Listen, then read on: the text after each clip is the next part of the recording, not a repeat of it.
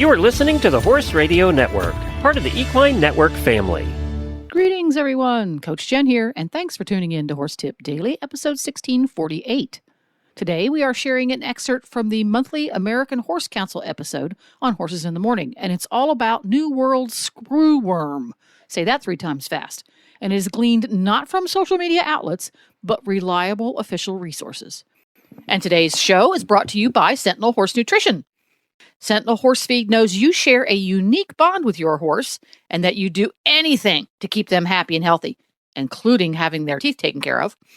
Just like you're dedicated to your horse's well-being, Sentinel Horse Nutrition's expert nutritionists are dedicated to creating feed that supports their health.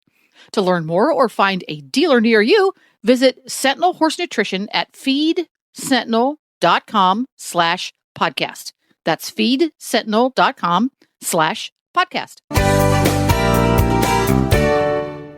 So for this episode, we wanted to leave listeners with an update on an issue that continues to be top of mind across the animal, agricultural, and equine communities, and that is New World screwworm.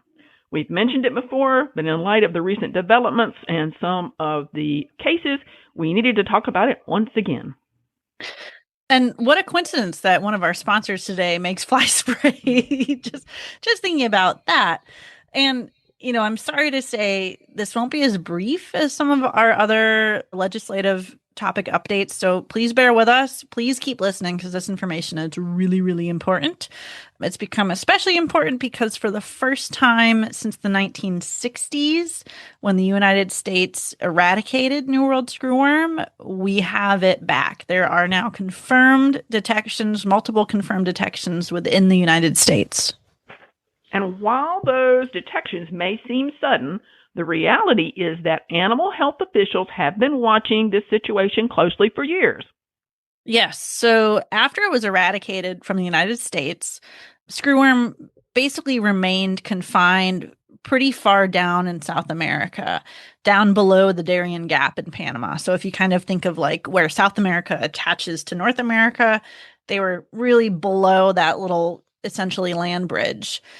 And since, 2022-ish, we've been monitoring its gradual movement northward through Central America from Panama and eventually up into Mexico. So as the pest moved closer to the U.S. border, federal and state animal health officials, livestock groups like us here at the Horse Council, we really work to increase our outreach and education efforts and prepare or do our best to prepare.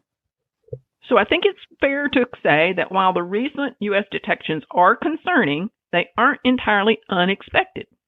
Yes, correct. So this is a situation that state animal health officials and federal animal health officials have been preparing for. And that's one reason it's important for horse owners to stay informed and kind of really understand what makes screwworm different from other pests, other flies you may encounter. Well, one thing that's important to clarify right away, and we're sorry that this is a really yucky kind of conversation, is that screwworm isn't the same thing as the maggots or the botflies that many horse owners are familiar with. Right. So again, you might not want to be eating your lunch while listening to this, but most maggots feed on dead or decaying tissue. And botflies, which many of us are familiar with, kind of stick in one spot on the horse, like a little cyst. But New World screwworm is different because the larvae, the maggots, feed on living things, living tissue. What happens is the female fly is attracted to any kind of open wound and lays eggs. And when those eggs hatch, the larvae then feed on the healthy tissue from the open wound. And this causes wounds to become much larger and more severe over time. You know, they can get very easily infected. They can kill the animal because they get so large.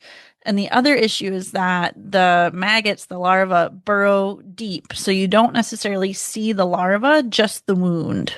Ugh. The pictures are awful. And while a lot of the headlines focus on cattle, horses are absolutely susceptible. Any wound, from a small cut or a scrape to a surgical incision, castration site, a foal, belly button, or even an insect bite that becomes irritated can potentially attract screwworm flies.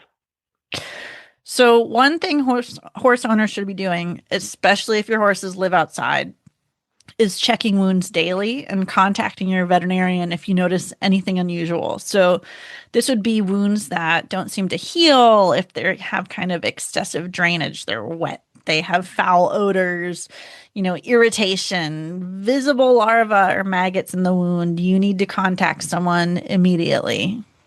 One thing that's encouraging is that this isn't a new threat. We've dealt with screwworm before, and we know how to fight it. Yes, it's treatable and preventable, and we can get rid of it. And so the main thing we do is we fight the adult flies using something called the sterile insect technique. Sounds like something like right out of a sci-fi movie.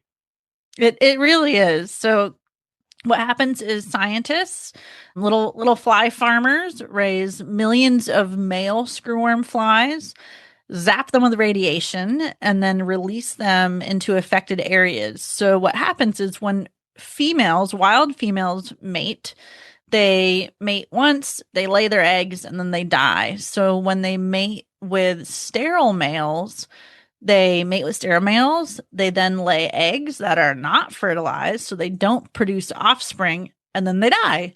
And so over time, that causes the screwworm population to decline and eventually disappear. So instead of trying to eliminate every individual fly, we're preventing future generations from being produced. Exactly. And it's a proven strategy, and it remains really the most important tool being used today all over South America and Central America, and now once again in the United States. So along with the sterile fly technique, we also have surveillance. So traps in the area to see if we're catching adult flies. We have animal inspections, livestock and wildlife animal inspections. The USDA tick riders and the Border Patrol tick riders are out there riding up and down to see if there's any affected livestock or wildlife. We have movement controls, so controlling how livestock are moving across the US-Mexico border and in between states. And we also have what they're calling rapid response efforts, where teams of vets are going into areas with detections and treating livestock. And I think that is really important for folks to know. I think people get worried about reporting livestock with something like this because, the big scary government's going to come in and euthanize all your animals, but that absolutely is not going to happen. If you report it, they're going to come in and they're going to treat your animal and they're going to fix your animal, and then they're going to start fighting the flies.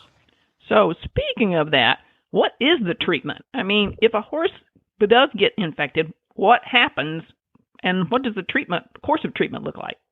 So, like I said, the good news is this is treatable, especially when they're identified early. Treatment usually involves a vet coming out and helping to remove the larvae or the maggots, thoroughly cleaning the wound, treating any infections present, and then there's medications to remove and eliminate any remaining larvae that are in the ivermectin family. And for horses, there's an emergency use authorization for an injectable version of ivermectin, as well as they're looking into making sure oral ivermectin is also effective. And then again, we treat secondary infections, so things like antibiotics and cleaning wounds and things like that. The really, really hard part is, and this is where we need a lot of kind of public support, is that there's not a lot of medications specifically for horses. So USDA and FDA are working to approve things quickly for all species, but sometimes horses get left out of that conversation. So things that work really well for cattle, we don't necessarily have the research behind to know if they're as effective for horses or if there's any other side effects. So we need to work really, really hard to make sure we're also getting appropriate products for horses as well. So if an owner suspects screwworm, this isn't something that they should try to diagnose or treat on their own. What should they do? No, absolutely not. So again, report. It benefits you and everybody in your area if you report a suspected screwworm case to your veterinarian and get help. Contact your vet immediately. It can be treated. Suspected cases also need to be reported to the animal health authorities in your state so they can drop sterile flies in your area. If you report, you get, the army of bug fighters coming to your area and fighting the bugs on your behalf. So reporting really only helps you. So one question we've heard a lot is, why does this matter to me if there aren't any cases near me, near my horse? This is a great question, because for those of us that live above the Mason-Dixon line, we hopefully will never have to worry about having screwworm in our area. So screwworm has kind of a big environmental line that it follows. It doesn't like cold weather. And so for us in the northern states, our winters aren't very habitable for them.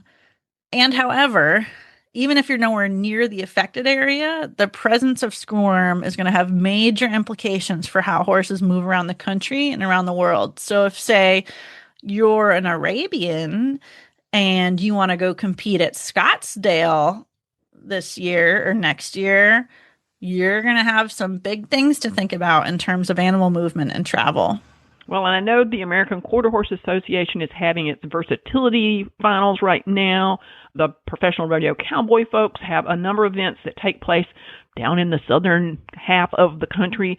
So as those horses are moving from, even from, say, up north, down south, and then they want to come back home, you're transiting through a lot of states, and all the states have different guidelines as to what the rules are for coming and going. But the most important thing is we want to prevent the pest from spreading into new areas. So you need to stay on top of what's going on.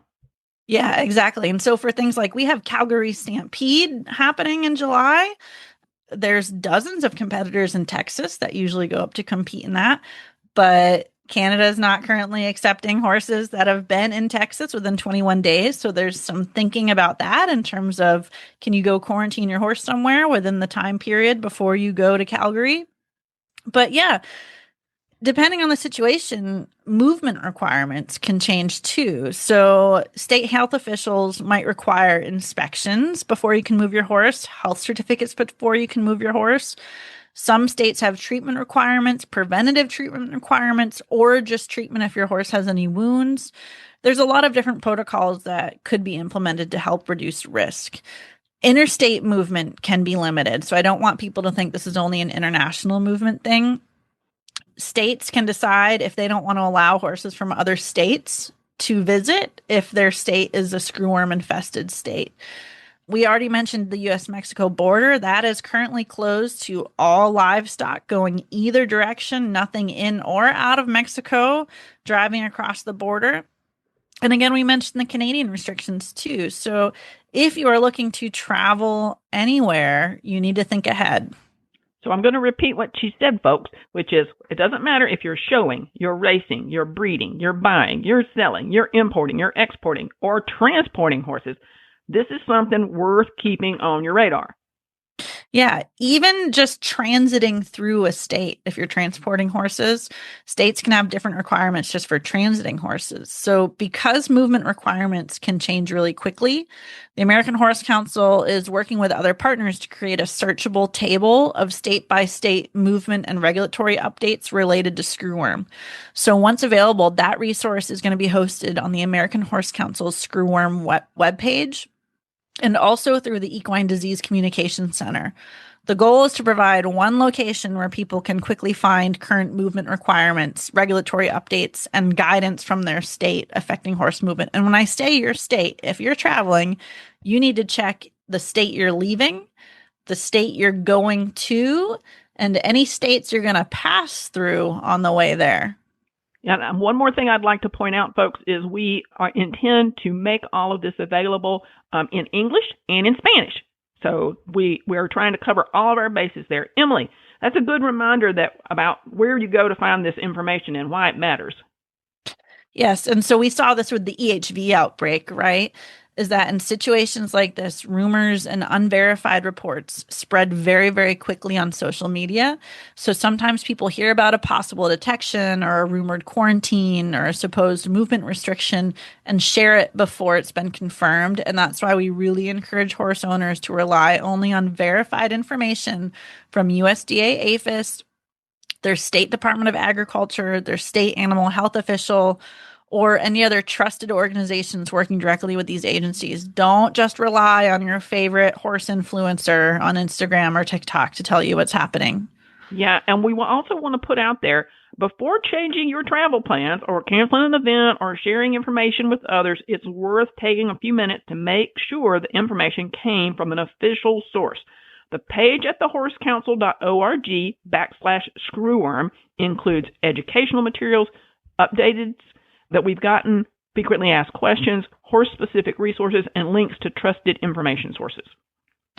And for the latest federal information, including response efforts, current detections maps, outbreak maps for counties, and updates on eradication activities, we tell people to visit screwworm.gov, which is, again, the federal USDA website. The bottom line is that this is a challenge we know how to address, but success does depend on awareness, vigilance, and cooperation from everyone involved with animal health. And staying informed, monitoring horses for wounds, even if they're living out on the range, go check them every day. Working with your veterinarian, making sure your vet knows what they need to be looking out for, and also following movement requirements to make sure you are not the one accidentally spreading screwworm, all play an important role in protecting horses and preventing further spread. One more thought that occurred to me, Emily, if you would, what kind of timeline do you project we're on for eradication of screwworm? We've heard a bunch of different ideas floating around the industry, especially in social media, as you mentioned before. What's the official projection? So the official projection is this is a long game. There is no short game here. The sterile fly technique can take several years to push it all back down into South America. And we're also in the middle of building a new factory to make more sterile flies, right?